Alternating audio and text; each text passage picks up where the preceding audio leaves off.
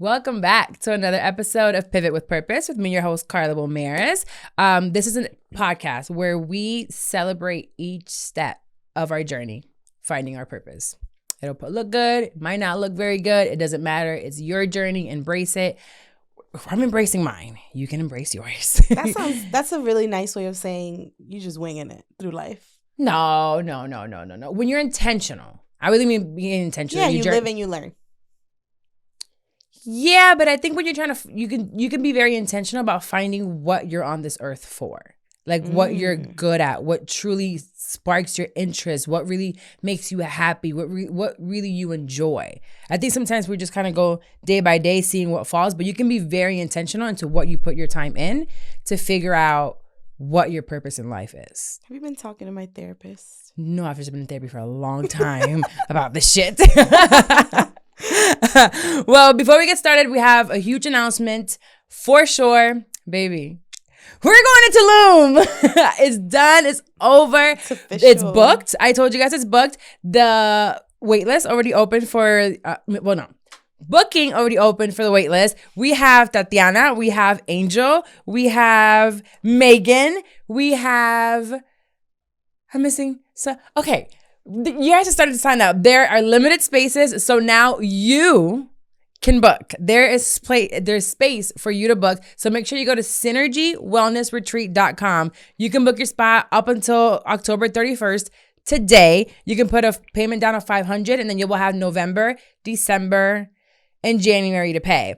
If you decide to put your deposit down in November, then we will go ahead and contact you to get a payment plan so you can pay before we leave on the trip. So there is a payment plan available. If not, you can pay full price. Like, we're going. I want to give you guys a quick hypnosis that we're going to be doing in Tulum just because I can't believe we're doing it. Like, it took from 2020. Now we're going in 2023. I keep saying it. Like, shout out to Stephanie for helping. We're out. Passport stamp. Get your passports, baby. February 9th through the 12th. We're going to be in Tulum. I don't care if they said Tulum is the new Miami. Well, I'm going. Right. I'm going. I don't care. I haven't gone. I want to go. I want to go. I don't care who's been there, who hasn't been there. It's the thought. Well, Tatiana me. Yep. Like, I'm going. That's my group. So day one, we're going to pick you up from Cancun airport because you have to land in Cancun, and we're going to get you transportation all the way to Tulum to our casita. And then we're going to do meet and greet. Snacks are going to be provided. Then we're going to do a live recording of this podcast. And you're going to be there like audience and co-host because we're going to have an extra mic for people to talk. Then we're going to have dinner at the house. Dinner's all the food and the meals are included except one, and I'll tell you when. Then we're gonna have wine and a Galentine's mixer because this is Galentine's edition. So it's gonna be very pink and red and love and friendship. Day two, we're gonna have morning yoga with an instructor. Then we're gonna have breakfast. Then we're gonna have a boat party. We leave the house for 4 hours. On this boat, we're gonna have lunch, top shelf drinks, music. Okay. We're gonna be hanging out, boat partying it up, boats and hoes. Okay. Then we come home, we have dinner. Then we're having a journaling workshop. So one of the biggest things for me is like journaling is so important, even if you don't do it every day. So we're going to have an entire journaling workshop with different ways you can journal so it can suit your life and how to do it. I think some people sometimes like get stuck as soon as you start journaling. So that's going to be, we'll have that workshop. Then we're going to have wine down at home with our robes and hanging out, like just girl nights. And then day three, we're waking up at yoga again. Every morning, we're going to do meditation and yoga. Oh, we have itineraries. Then we have breakfast also included. Then this day is kind of like your free day. We have an entire villa to ourselves, private pool. So you get to go to the pool. You can go and get ATVs. You can go get your scooters that we have on the property and bicycles. This day also you can do an in-room massage. So we're offering massages. So you can get massages. And then this is the night where the dinner is not included because we're going out on the town. We are outside. We are going to the restaurant with the sparklers. Okay? And dancing on the couch. We're dancing. We're sparkling it up. We're going to do it just like Instagram. We're going to shoot guns. No. Okay. We're going to shoot shots. Oh, say that again. Say a lot of. Can you mark the time? Mark that for me. And I need it cut and in a loop. Let's not. Thank you. Scratch that. So that day we're out around the town. We can come back home, party home. You could like choose literally that day what to do. You can come out with us or not. if you're coming on this trip, you're not going on dinner. Like, it is what it is. You're not going to get a sparkler in your hand. Like, we're going to have a good time that night. Because, most of it is going to be girl time, talking, like really getting to know each other. But that day is like our party day. And then day 4 is when we go home. This is Super Bowl Sunday. So your husbands will be just fine. We're going to get up that morning, have a little cafecito, a little croissant. In Mexico, maybe a taco croissant. I don't know. Do they have those in Mexico, Carlos? Okay, well, we're going to make them. Definitely going to need a suero after churros, Saturday. That's breakfast. Oh my we're going to God, have, que rico, with chocolate. Oh my gosh, caramel. We're going to have churros that's what I'm going to request the chef to make. Churros for breakfast for a cafecito. And then we take our asses on back to Cancun, come home to our husbands, boyfriends, or just ourselves and our kids for Super Bowl snacks. And then next day you take your ass to work because you took Thursday and Friday off. So this is going to be your weekend from February 9th through the 12th. Again, there is limited space. So once it's gone, it's gone. I can't add nobody else because I can't have that many people around me because I have a panic attack and then the party's over. Oh, wow. So that escalated quickly. Start talking to your sugar daddy. Start making a sugar daddy. Yeah. Set a GoFundMe. Whatever you need to do. Start doing some OT. You need to do. But I'm really excited to spend time not pregnant and not during a pandemic. I know that's right. It's not a pandemic and I'm not pregnant this time, so it's a party. It's a fucking party with a little journaling. Okay. Okay, let's get the episode started. So today we're gonna talk about, can you become an introvert? Right? Can you go from being an extrovert to an introvert, and like personalities? Like, so I wanted to feel like, oh, I used to do this test called 16 personalities test, and I would send it to everyone. So I gave it to Paola. I even sent it to Carlos. And I'm like, let's do this. And the reason why I wanted to do this is because years ago, and I've taken it multiple times. So from 2019, 2020, and before, I've always been a debater. So you can go to 16personalities.com, go to the test. I was a debater. And this personality was a ENTPA. And basically, just a really brief description of what a debater is a person with extroverted, intuitive thinking and prospecting. Extremely extroverted. They tend to be bold and creative, deconstructing and rebuilding ideas with great mental agility. They pursue their goals vigorously despite any resistance they might encounter. Okay. So when I read that, it does give me, but when I took it again, I no longer fell under the category of debater. At this point in time, you can read more about debater. It's actually a pretty cool person. If I do say so myself. When I've taken it again after 2020, I am now a mediator. And That's I took it twice. Different. Yes. And as a mediator, it says as someone who possesses the introverted, intuitive, feeling, prospecting. So the introvert and the extrovert changed. So it says these rare personality types tend to be quiet, open-minded, imaginative, and they apply a caring and creative approach to everything they do. Okay. So I was like, that's wow, you. Never thought quiet would be, a way to describe me. But then that led me to thinking, can you change? Can your personality change, right? So I was like, all right, well, let me check this out. So I started doing a little research, and I love me a little psychology. So I went to psychologytoday.com because I be doctors, okay? I be real doctors. And what I found out was, through a little bit of research, that you do become more introverted as you age. And that's really? Everyone. So, and I'm like, well, what do you mean you become more introverted as you age?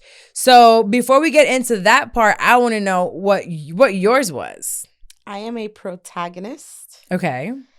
And then, oh no, I lost it. No, I found it. I'm a protagonist and my role is a diplomat. Okay.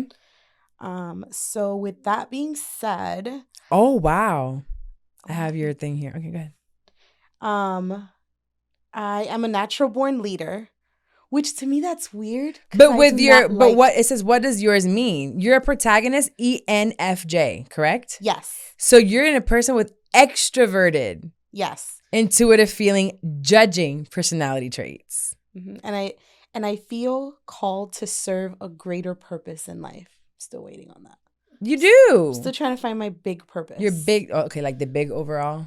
Yeah, because right now I feel like my purpose is like mom, friend, I think those are employee, roles. and I feel those are like well, I invest a lot into mom.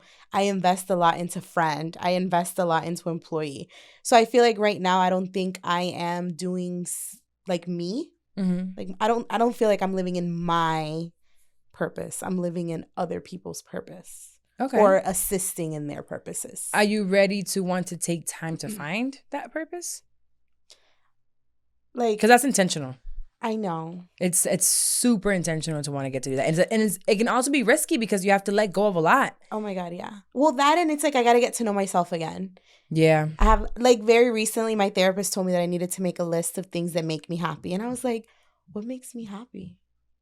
You can't find anything? I found stuff, but I feel like those are like superficial things. Mm-hmm. So my appointment is on Saturday. I got till Saturday to dig deep and figure out like what is it that makes me happy aside from being a mom, being a friend, getting my nails done. For yours, it says these warm, forthright types love helping others and they tend to have strong ideas and values. They back their perspective with creative energy to achieve their goal. I like that. Well, now that we know kind of like the gist of what we are, because we'll go a little bit more into our own. It says that you do become more introverted with age. So now I'm at this beautiful 35 years of age, you know, of young age. And I'm past like that half point in life where hopefully, you know, I'll live okay, still looking good, tight, titties still sitting right until I'm 80. But if not, we'll go to the doctor and we'll fix them. Absolutely. You did it once, I'll do it again. I ain't got no problem with that. So basically, what I got out of this was this. It's that it could be from different things. So we act more introverted as we age, and they call this phenomenon intrinsic maturation. Interesting. So generally, people become more emotionally stable, agreeable, and conscientious as they leave their youth behind. They also become quieter and more self-contained, needing less socializing and excitement to be happy as you age. And then it says high levels of extroversions probably help with mating, which is why most of us are at our most sociable during our teenage and young adult years. So this makes so much sense, right? Okay. Average. Let's just say average because it's not everyone at all. Right. And average people go to high school, super social, every single day with everyone. Then you go off to college and become a little bit more intentional, but you're still out partying, trying to find not only like who you are, but a mate, right? You start dating and usually you finish college, you kind of fall into a job and you start going into these roles and you found your mate at least by 35, average, right? Yeah. At least your first. So then your first mate. Once you find a mate, you don't have to be out in the streets. You don't gotta meet people. You're more. Yes. You're building that relationship. So it makes sense that, and then not only that, now you become more stable. Now you're in your job. Now you got a little bit more money. Now you kind of know who you are. So you move different, and you don't feel the need to be outside in a party 3-4 times a week. Okay, if you feel like I'm judging you at the moment. She is. Talk to your therapist. No. If the shoe fits, if you like it, I love it, baby. I don't know. This is just psychology today.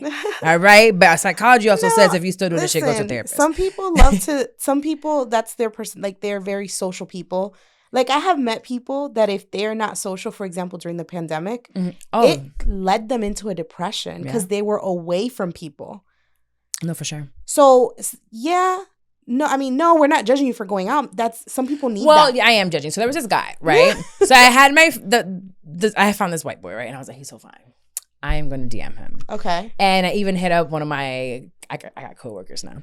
So I hit up one of my coworkers. Your colleagues. And I was like, hey, you follow this person, you know? What you know about him? Like, give me a couple things. And he's like, what you want to know? I'm like, you sound like a cock blocker right now. The question is, don't act like you don't know what I'm asking. I'm asking, does he got a girl? Does he got a wife? Does he have kids? What's up with him? Is he a hoe? Like, come on.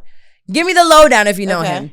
So he told me a couple things, and then I went and shot my shot. Literally. I made it in.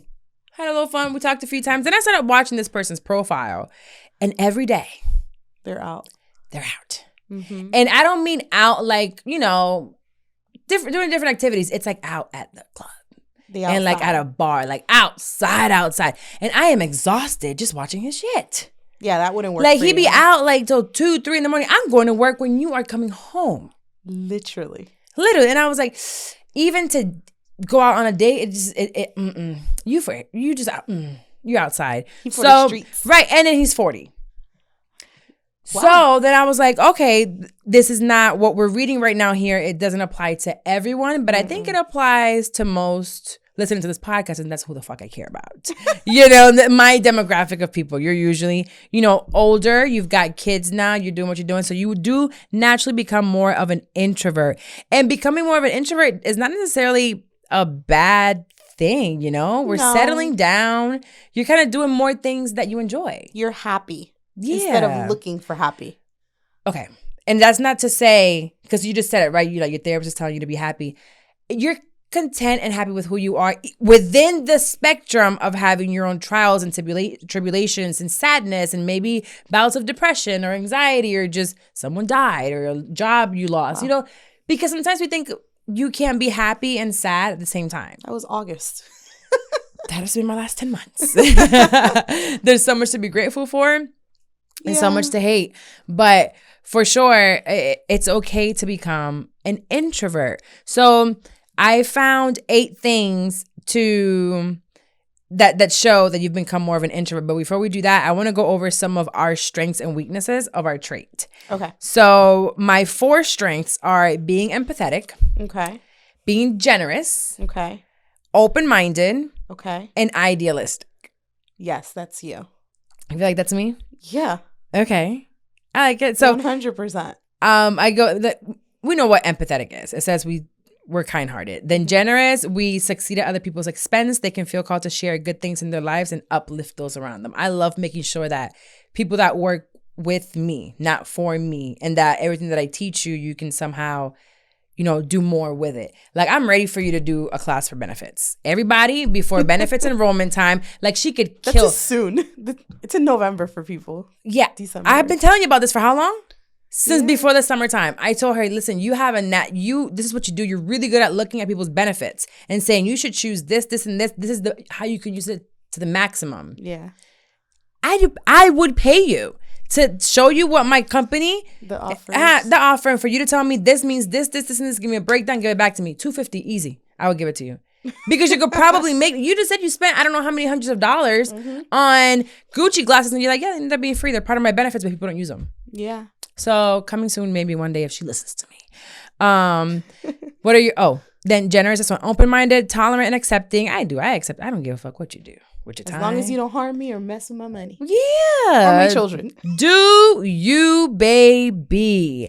And then idealistic, we strive to follow their conscience. Even when doing the right thing isn't easy or convenient. And it's true. I've gotten to there. Now I'm just like, I want to do some fucked up shit to people. But God and idealistic according to my personality. Mostly God. So what are your strengths? I'm receptive. I'm reliable. I'm passionate, altruistic, and charismatic. What is altruistic? It says these personalities are known for harboring a deep desire to be a force for positive change. Nice. Okay. I like that. And I'm a whole character. Of course, I'm charismatic. I like, those are good ones. And then you have weaknesses as well. And my weaknesses, because, you can't talk about the good without, touching a little bit on the bad. So the weakness is unrealistic. Self-isolating, unfocused, and self-critical. Well, goddamn. I was feeling good. Now I'm like, well, and this is all true. What are yours? One of them is a medical condition that you can't control. My unfocused? Yes. It literally is above your control. You can't even stop it if you could. It's so today I'm getting, by the way, if you're watching in video, this is not a filter. I'm just a bad bitch. So I went and got my hair done, and my hairstylist, Jasmine, her thing is all things jazz, I think, on Instagram. She's also a makeup artist. So I said, hey, I want to do like a little eyeliner. So I thought homegirl was going to bust out a Revlon stick. So I'm, getting ready to pay her because she just finished my hair. And I'm thinking, 5 minutos real quick, and then I'll do a little line right there on my eyes. I'm like, what is taking her so damn long? And I turn around, and she's doing Sherwin-Williams paint on something and mixing. I said, what the hell are you doing? She said, I'm creaming it up. And where is the eyeliner stick? So she took forever to do this, but I say that to say that she kept telling me, look straight. And it was really hard for me. She's like, you have looked everywhere but straight. And I'm Your like, eyeballs are going literally. And she's like, close your eyes. And I'm losing my shit. And again, she's like, Carla, just you up. I'm like, straight. Like, you're looking up to the side. Like, I didn't say to the left. I'm like, oh my. Literally.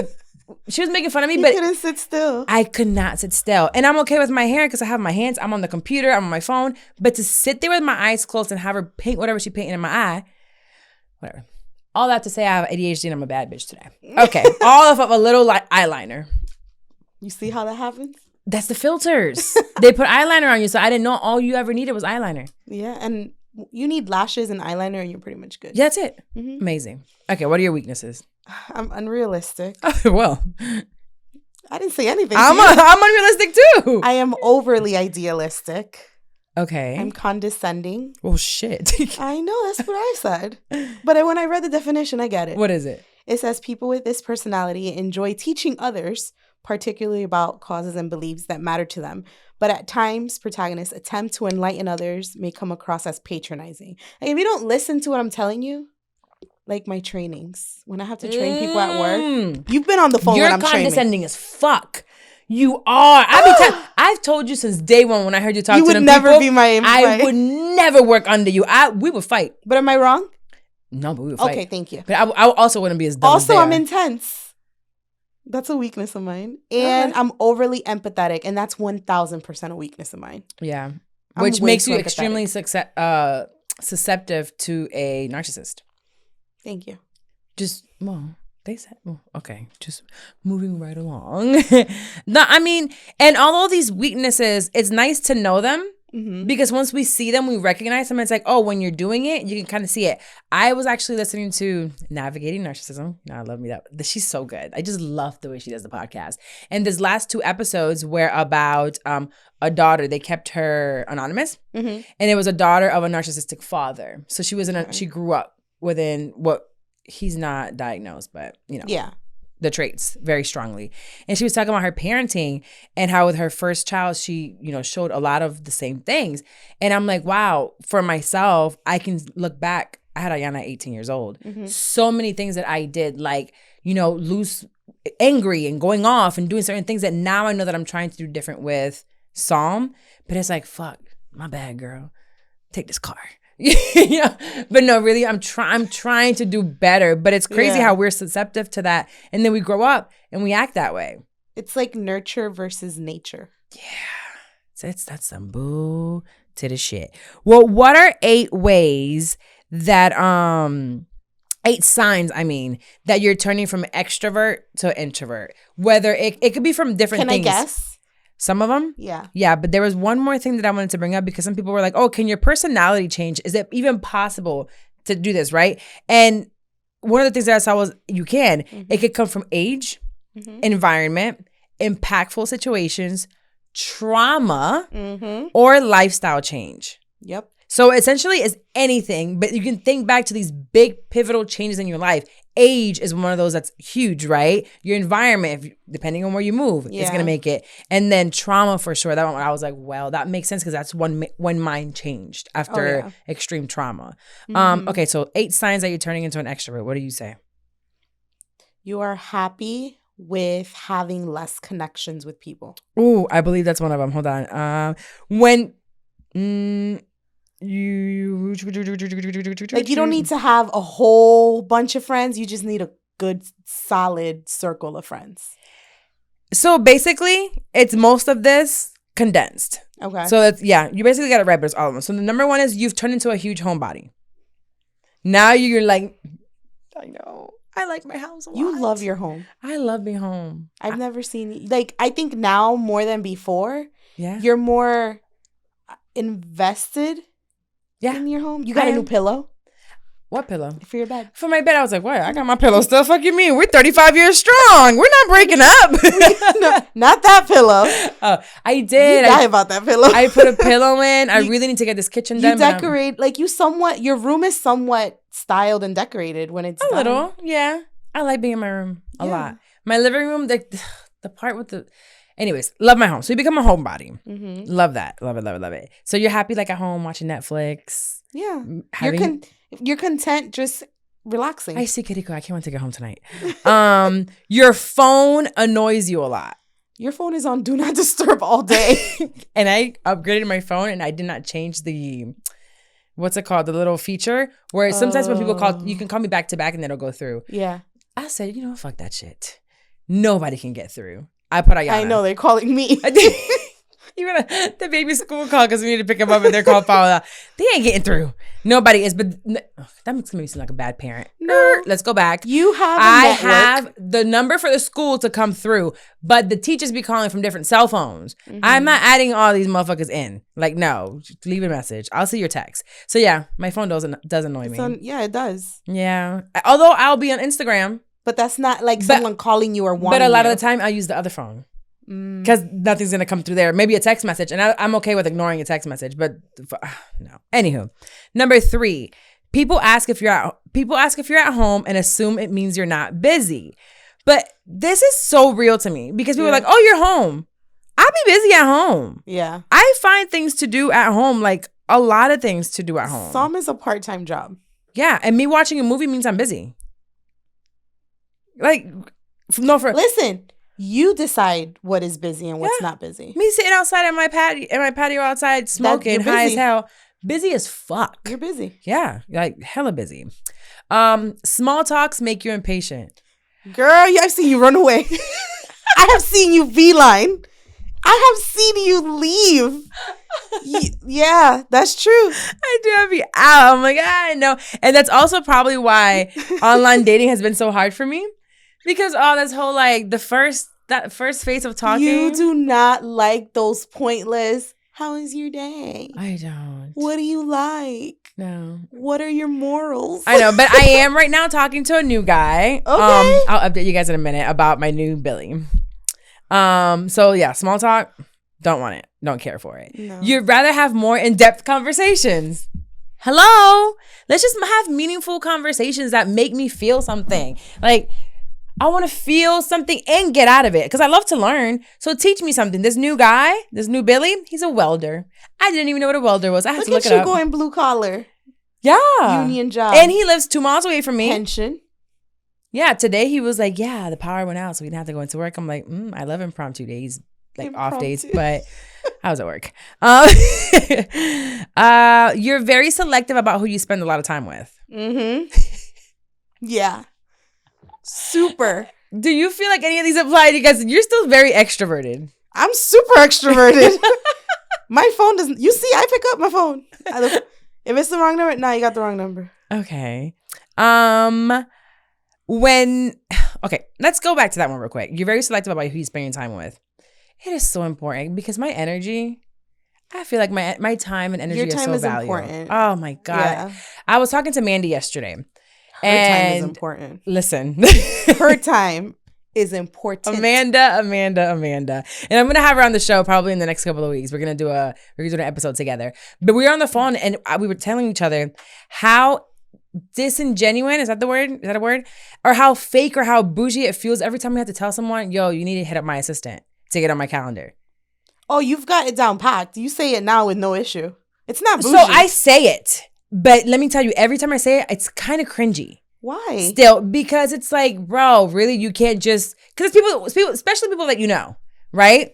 And it's like, but I literally cannot, because somebody recently hit me with the whole, I gotta check the calendar, and I know, you ain't got no calendar. You ain't got no job. You don't do nothing all day. Your kids are in school. That's a different situation. Right. But I'm saying some people be using it like, let me check my calendar. So let them feel important though. Yeah, absolutely. That's why I sent the date and the time. I said, let me know if it's available. But it just still feels cringy when I say it. But I have to, because if not, then what happens is I never get to talk to you, or we start a conversation and we never finish it, or I can never follow through because I forgot. I have to tell my clients, don't text me. Texting me means that I'm going to lose the conversation. Texting me means that I'm going to tell you, yeah, I'll do it. And you don't never gets done because I can't forward that text message like I can forward an email.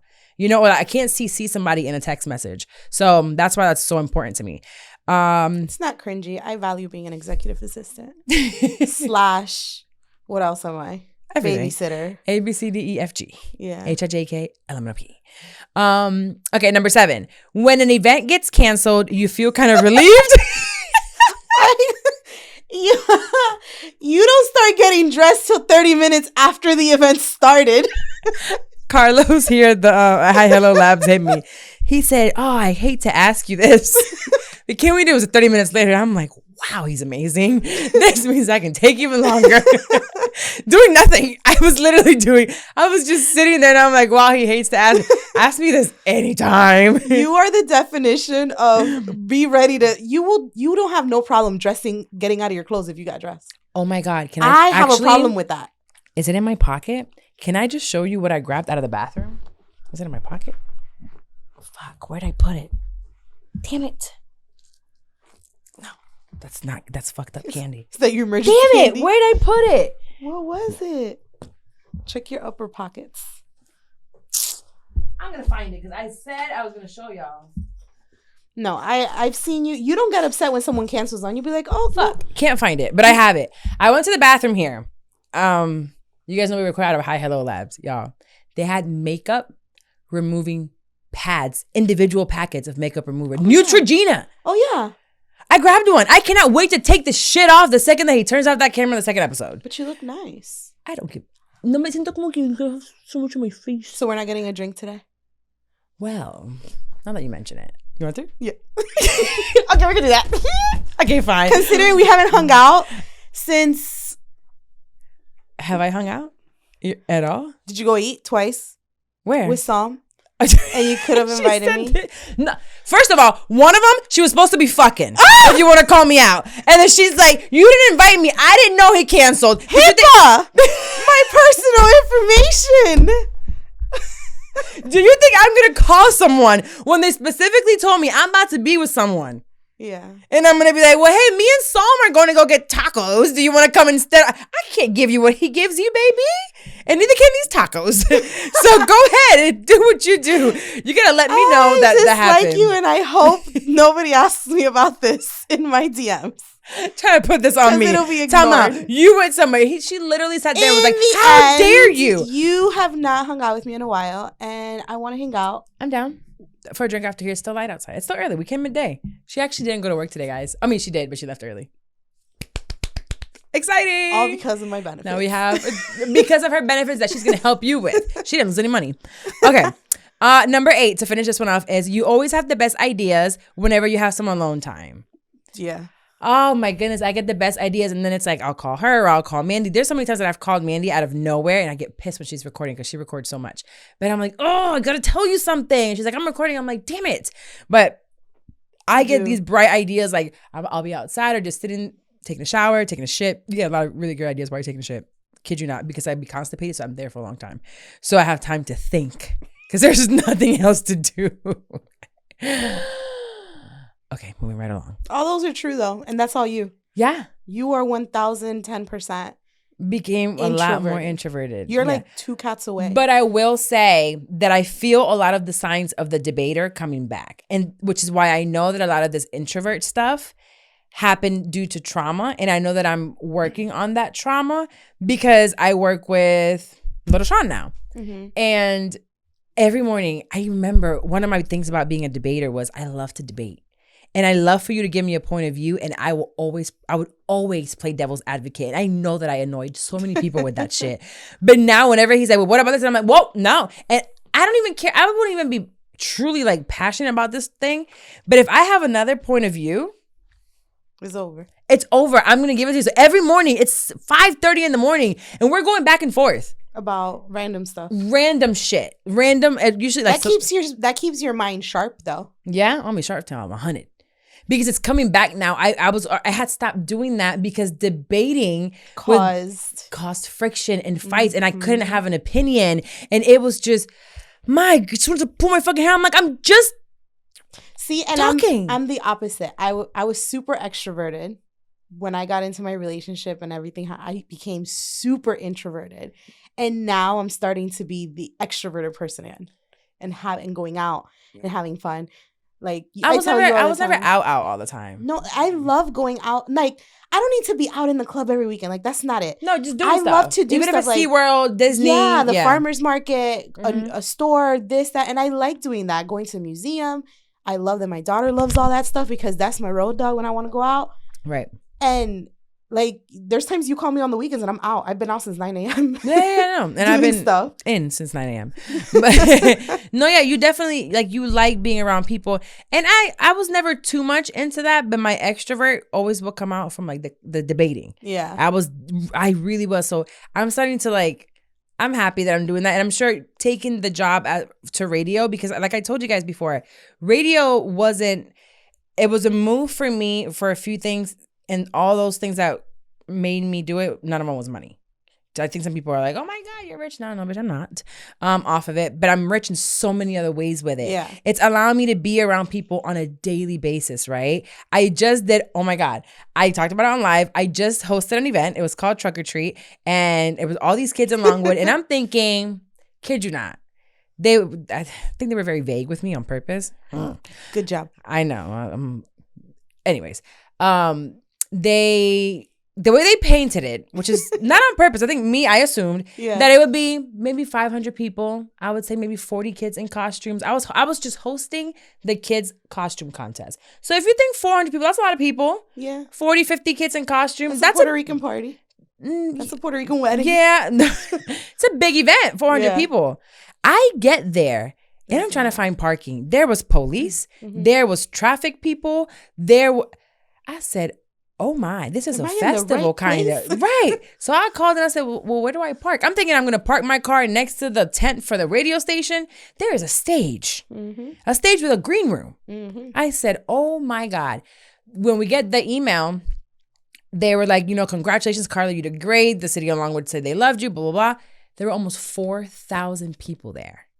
That's crazy. I can see that there was that many people. It's crazy that it was that many people. But it was such a big place. They were over there by the trucks and they were over by the stage. It was such a large place. It was a great event, though. It was, but they were only expecting at the top 2,000. So we were going crazy on the radio station, and it ended up being almost 4,000 people. That's really good. I know, but I didn't have a panic attack. I know you didn't. I didn't really go roaming. No, I did that. Yeah, you did roaming she took the kids and went roaming. I'm like, I'm not taking y'all nowhere. My job was to make sure you were good. So I took all the kids. I stayed on stage. I dealt with all the parents, the kids, and I was fine. And I left. And it was Jenna who pointed out to me. She was like, Carla, the beginning of this year, you would not have been able to do that. I was like, no. Never. And that's where we ourselves can't see progress until maybe someone else points it out to you and you look and you're like, oh, wow, I really did just do that. There has been progress. So shout out to my therapist. Calle Latina. Huh? And I said, next up, you'll host the Calle Latina they do here in the summer with 10,000 people. Well, maybe if they have a stage that I can stay at.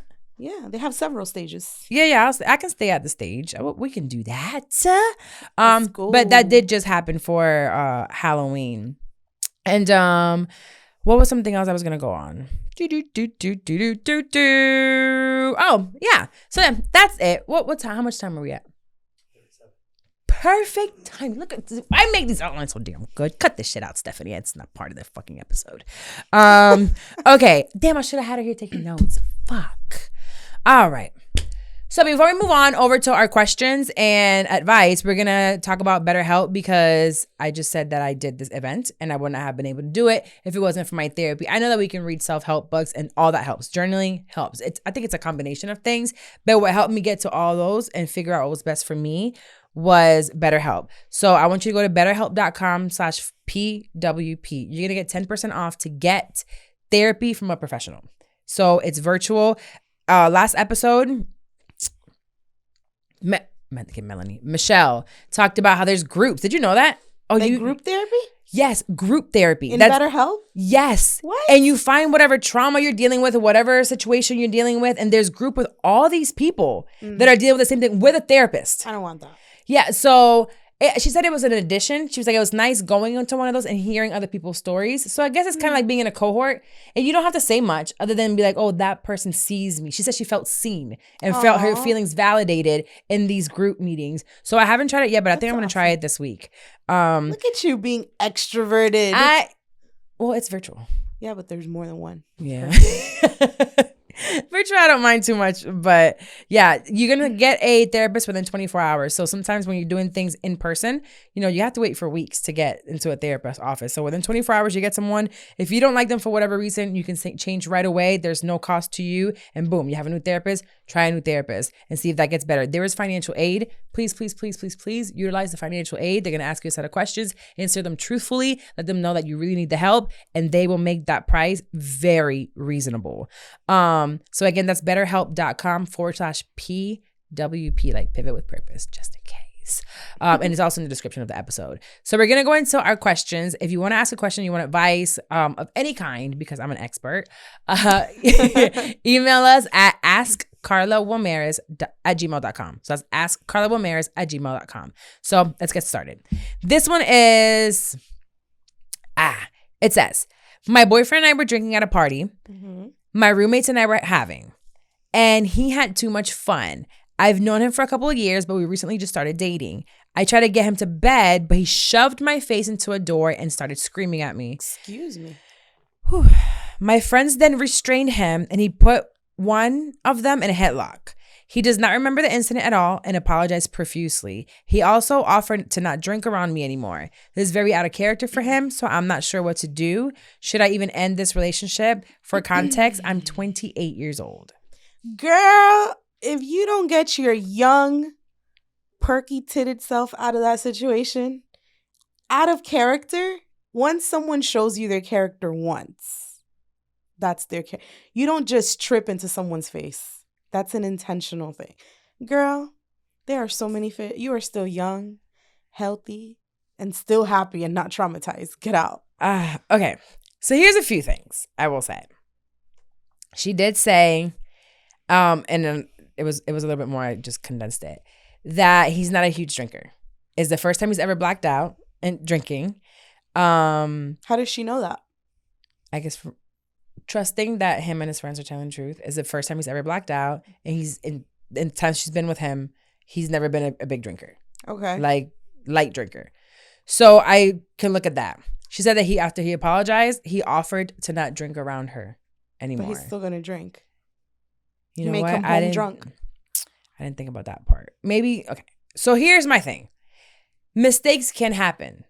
Drinking is one of those things that you need to know your limit with drinking. And if you don't know your limit, but then there's also a thing that when you're drunk, you get liquid courage. And I believe that liquid courage is definitely a thing. I wouldn't say you. No, I wouldn't even go there, because I've gotten drunk and been dumb as fuck. And that's nothing that I would truly do. It inhibited you? No, sometimes you just do dumb shit when you're drunk. Like peeing in a downtown, what's it called? Parking garage with pee trickling down, and you know it's gonna probably get in somebody's head, but you just have to pee so bad. You just don't give a fuck. That's not really me.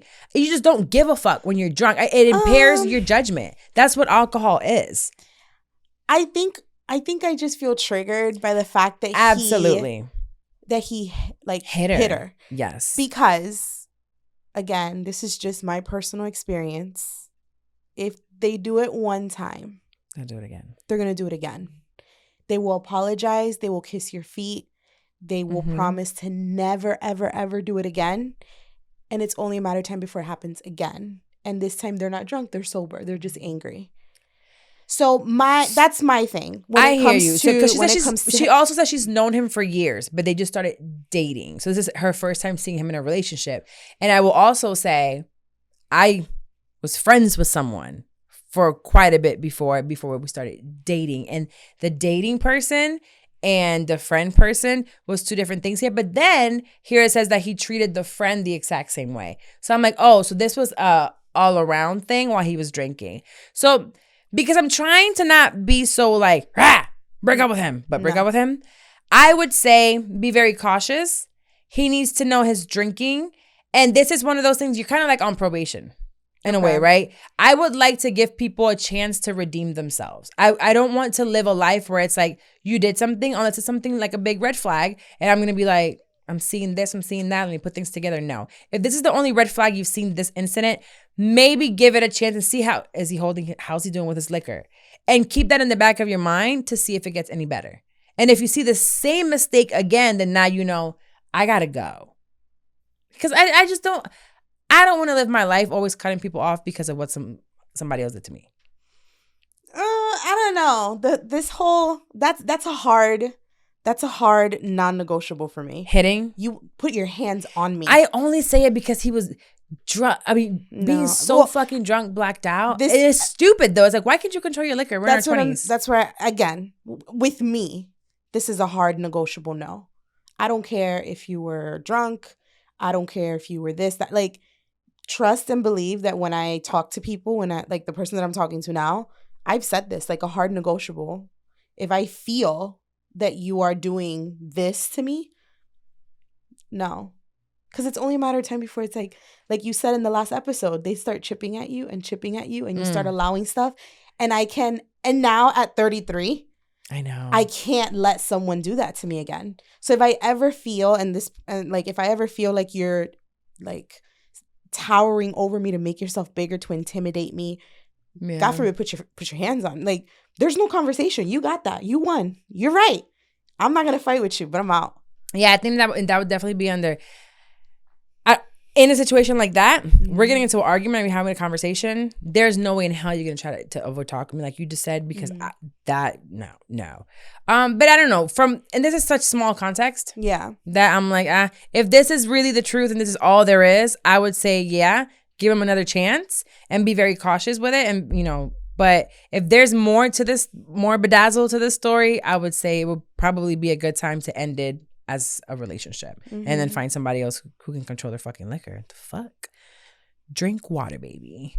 Okay, so this comes from a guy, and it says, I love the guys when they write in. Is it cruel to approach a girl you think might be interested in you if you don't want a relationship? That was his question. Say it again. Is it cruel to approach a girl you think might be interested in you if you don't want an actual relationship? Who sent that? Can you show me who sent that? I don't have a picture. So then I asked for context, but I have context. Okay. So it says, I've been legally separated from my wife for almost 18 months. That's a year and a half if you don't know the months. We're going to get a divorce soon. I'm just trying to find the time to financially bite that bullet since it's not my fault we are in this situation. Okay. Regardless, even though I have no fantasies about reconciliation outside of just mere wishful thinking, I am still in love with my ex, despite all the pain she's put me through, to the point where for now, at least, I can't imagine getting with another girl because it wouldn't feel genuine to me. Not to mention, I couldn't involve myself with another girl in good conscience anyway, since like I said before, I'm still legally wed to another. Okay. I started to go to the gym recently, and as a part of an effort to better myself and my mental state, I go 4 mornings a week. Okay, daddy. Every time I go, another regular is there, a girl who I find very attractive. We've only spoken to each other one time, albeit briefly. But every time we're there, I catch her glancing in my direction and occasionally winking like this and smiling at me. I am lonely and in need of friends, so I have been contemplating approaching her on those grounds, although I feel like if the situation is anything like it is in my head, there would be a ton of sexual tension between us, since like I said before, I find her attractive also. Okay. What would be the best course of action here? Number 1, you don't got no friends. You don't got no friends that can go out with you to the bar, go hang. You got no friends? You got no friends, number 1. Number 2, you're wanting attention. You're wanting attention and you're wanting to feel wanted. And guys love to have their shit stroked. They love attention and all that. If you genuinely do not intend to do nothing but sleep with this girl, lead with that. Lead with honesty and let her decide if she wants to do that or not. Yeah. You approaching someone, being flirtatious, being funny, being kind, being amazing, it's not it. So I will say, it seems to me you haven't been with your wife for 18 months. He said that, the fact that she's the one that costs all the shit he doesn't really pay for it just yet. So Yeah. you know, it's dragging because of other reasons. You are still in love with her, but here's what I will say. It comes to a point where all you're thinking about is like, I've been with this person, especially when you've been with them for a long time. So it's really hard to even picture yourself with someone else. But clearly he's pictured himself with this girl. Right. The fact that you're going to the gym and you're seeing this girl, this might be a sign that you're ready to at least try to move on. Mm-hmm. She might not be the next woman that you marry, but it might be a stepping stone towards that, even if it doesn't lead to sex. And if you have sexual tension there, that means she making a little thing, you know, she tickling your pickle, my dog. So it's okay. If it tickled, laugh. You know, go with it. Let her know. Like, just try it, because I feel like you're holding yourself back because you're still married. Say so. Hey, I would love to hang out with you. I am still legally married. Be honest. And she might tell you, hey, you know what? So am I. I get it. Or maybe I've been there before. It took me, if somebody were to tell me, I was still legally married to Ayana's dad. Jesus. We separated in 2011. We didn't get divorced in 2017. I had a heap of boyfriends. In between that, lived with them and all. Okay, it was just 2, but whatever. Do as she said, not as she did. Right, but it was really because I wasn't going to pay for it. Yeah, you know? And even though I ended up doing it, but... I will say, be honest. Do not take the power from someone else about making decisions. Be very honest. important. So I think I would say that's number 2. Number 1 is be honest with yourself. Yeah. You might be ready to move on. Really don't hold yourself back. And if anything, and if you feel this strongly about it, you probably do want your wife back. Aww. And if you haven't gotten past that, go back. No one's going to judge you. Go get your wife Well, they back. might judge you, nigga. They will. Your friends will talk shit about you and they won't tell friends? you. He doesn't have any friends to hang out with. The friends that know. Those are the friends you should be hanging out with. Like, you're going to have people that are going to talk to you, be like, oh, remember that I don't know if your wife cheated on you, whatever the situation might have been. When they say that, hand them a bill. Right. But if that's what you want to do, go back. Like right now, I'm talking to one of my really good friends, and he keeps going back to this girl, and I'm not judging him. I laugh all the time. My friend too? Yes, our friend. He keep going back to his girl. He love it. And you know what? If he likes it, I love it. Guys love that. And shit. I will support him. Or something. Well, not even that. It's just I did it for so long. I was in 6 years, then 3.5 years, and I've done it. Like where you're not gonna leave until you're ready to motherfucking leave. And if I'm your real friend, hey, yo, do you? I'm here for you. Do you? I'm here for you. She got it. She got it. So yeah, I think that was good advice. I think that was great advice. Hopefully you're like, I got you. So to wrap up the episode, we're gonna go into our Bible scripture. So like I told you guys, this is a journey into finding our purpose, ourselves, doing it however that might look. Maybe it looks a little messy. If it doesn't, you're weird. Because in order for you to find your purpose and where you truly belong, you're gonna approach a lot of walls and a lot of negativity, and you're gonna see what in my eyes is evil. You know, Satan is out there. Wow. In spirit and in people. So I will keep us strong by bringing you the Bible verse and going back to my roots. So we have Galatians 6:8. Thank you, Paola, for bringing this up for me. This one says, whoever sows to please their flesh, from the flesh will reap destruction. Whoever sows to please the Spirit, from the Spirit will reap eternal life.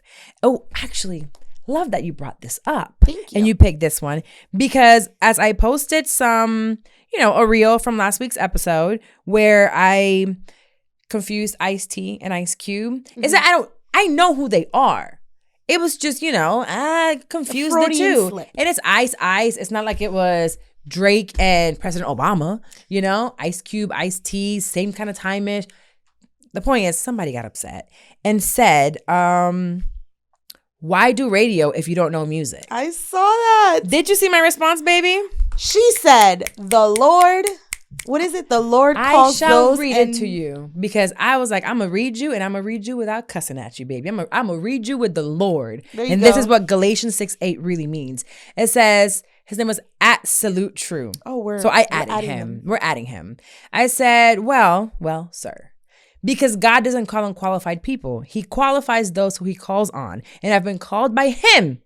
to use my voice in places I never could have even imagined. Like radio. So here I am on the new Fly 103.1.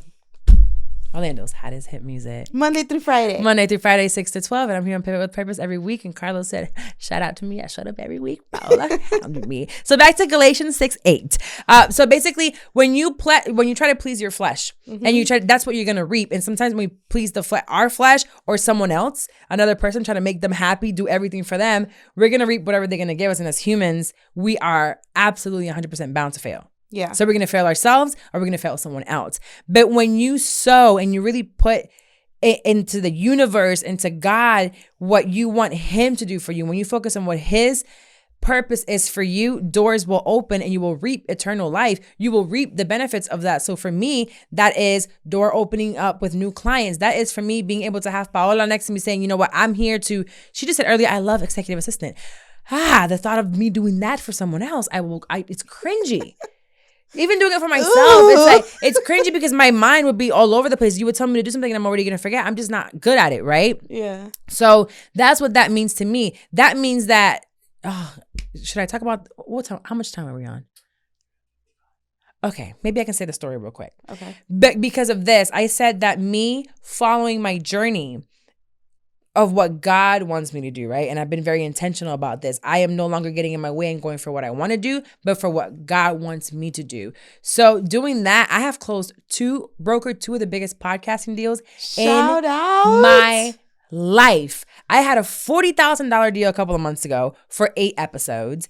And this week, 2 days ago, drum roll, $55,800 for 4. So Talk I your doubled shit. that. And when I finished that and negotiating that, I said, oh my God. You did that. If you don't put yourself in rooms with people that believe that you can do 4 episodes for 55 grand, you're going to forever be on a podcast that never makes any money. If you don't put yourself in rooms with people that know where that money is at, hello?